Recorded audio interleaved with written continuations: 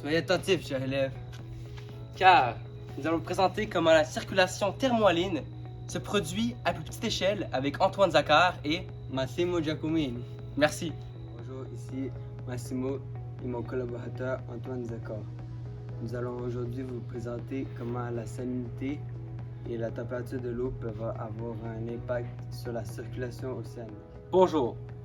À partir de la question, on va vous prouver comment la masse volumique peut avoir un impact sur la circulation thermohaline. Très important à savoir, thermo veut dire température, line veut dire salinité.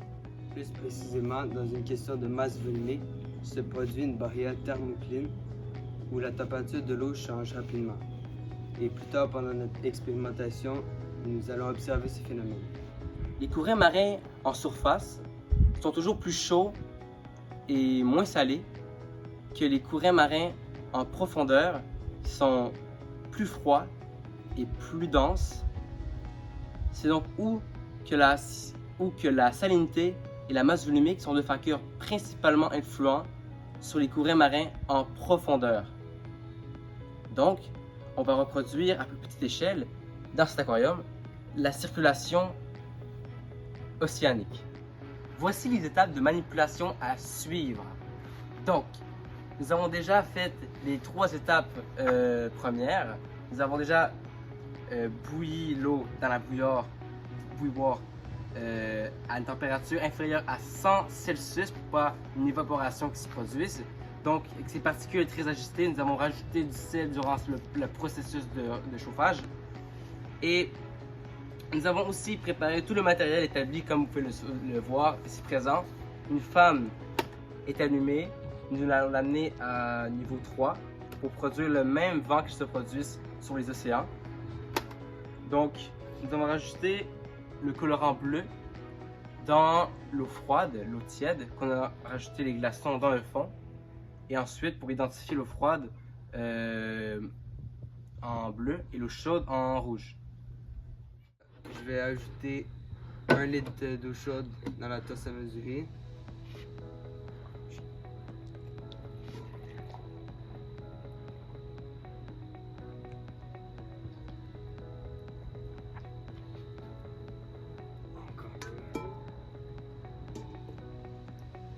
Ok, donc on a bien 1 litre d'eau chaude dans cette tasse.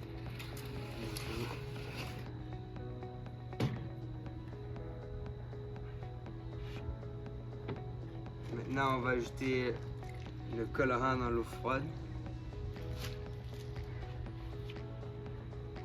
5 gouttes de colorant bleu.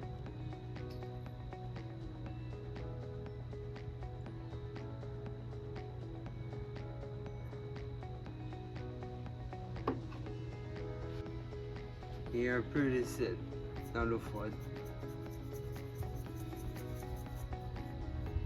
C'est bon. On met ça de côté. Et on va ajouter 5 gouttes de colorant rouge dans l'eau chaude.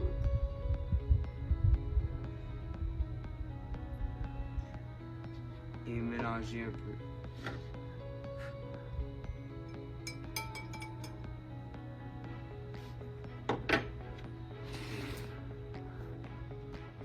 Nous allons mettre les glaçons avec une roche.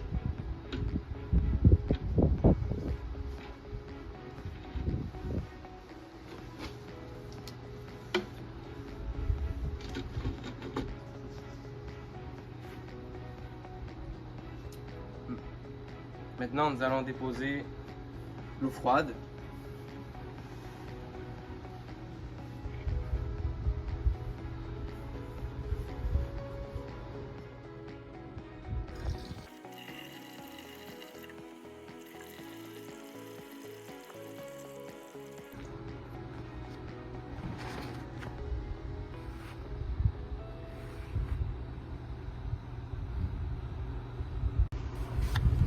Nous pouvons voir ici d'une façon de contraste. L'eau chaude est tout dessus, l'eau froide, comme vous pouvez voir juste ici, elle est juste en dessous.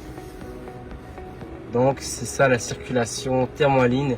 Il y a un contraste de température entre l'eau chaude et l'eau froide Et c'est comme ça qu'on peut apercevoir aussi à plus grande échelle dans la circulation océanique. Donc l'impact que la salinité et la température est là, elle est grandiose. Elle nous montre clairement plusieurs autres facteurs qui influencent sur les courants marins en profondeur et en surface. Et voilà un exemple simple que vous pouvez faire à la maison. Merci de nous avoir écoutés.